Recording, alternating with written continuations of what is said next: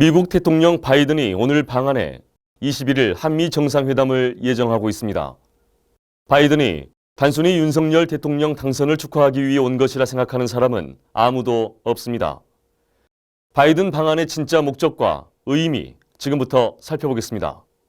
조 바이든 미국 대통령이 20일부터 2박 3일 일정으로 방한해 이튿날인 21일 윤석열 대통령과 회담하고 22일 일본으로 출국할 예정이라 밝혔습니다. 그간 한국 대통령은 취임하면 한미 정상회담을 제일 먼저 해왔습니다. 미국 대통령 역시 한국에서 대통령이 취임하면 즉각 정상회담을 했습니다. 지금까지 한미 정상회담은 1952년 미국 아이젠하워 대통령과 이승만 대통령이 최초로 만난 이래로 작년까지 총 72회 진행됐습니다. 1년에 약 한 번꼴로 진행되어 온 회담. 이는 한국과 미국의 특수한 관계에서부터 출발합니다.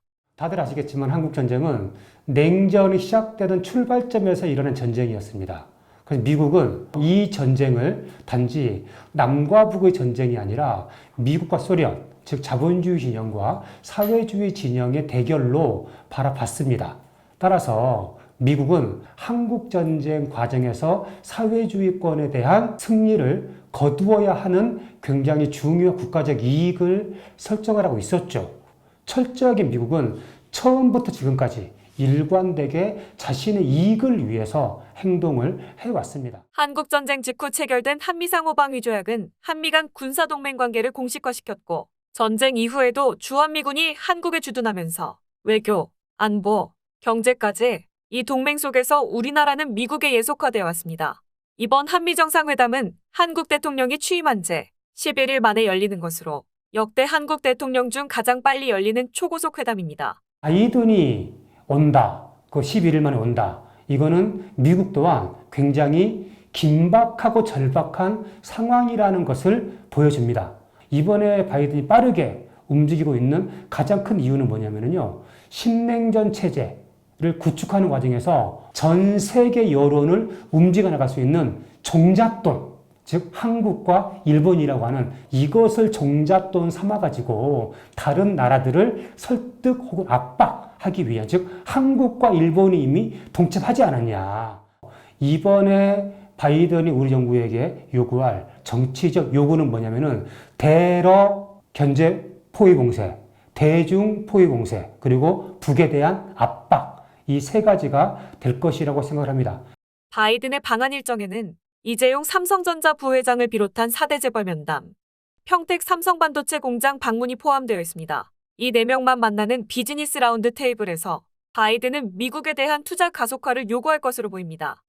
이렇게 바이든이 방한한다면 우리 한국 노동자들에겐 무슨 영향을 미칠까요? 우선 한국이 중국을 차단하고 압박하는 대중국 포위의 전초기지가 된다면 한국은 중국의 공격 목표가 됩니다. 또 중국과의 수출과 교류가 약화되면 한국 내 노동자들의 생계, 일자리 문제와 직결됩니다. 코로나 위기와 탄소 중립 산업 전환으로 공급망 위기가 도래한 상황에서 우리나라가 미국 주도하의 경제 질서에 편입되어 탈중국, 대미 종속을 강화하게 되면 경제 위기가 더욱 고조될 것입니다. 우리나라 국민들은 더욱더 물가 폭등, 식량 위기, 부채 위기에 노출될 수밖에 없습니다.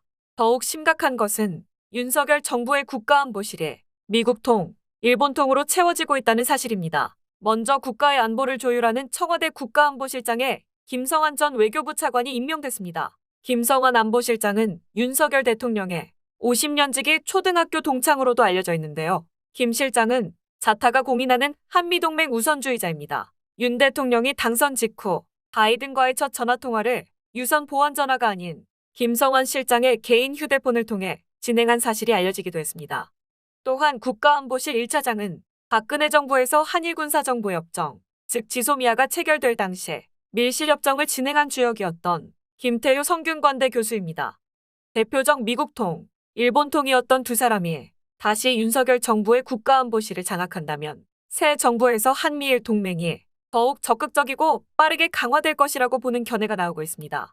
미국이 추진하는 것은 결국은 이제 동아시아 태평양 지역, 인도 태평양 지역을 관리하기 위해서 한미일 삼각 동맹을 강조해 왔고, 이를 위해서는 한국과 일본과의 관계 개선이 굉장히 필요하다.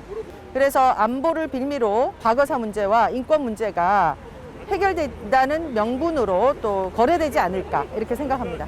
그리고 그를 주변에 둘러싸고 있는 인사들을 볼 때, 그리고 행보를 볼 때 우리가 원했던 정의로운 과거사 해결은 지난한 길을 걷지 않을까, 혹은 2015 한일합의처럼 굉장히 졸속적이고 피해자 중심의 원칙에서 어긋난 그런 협의가 진행되지 않을까 굉장히 우려스럽습니다.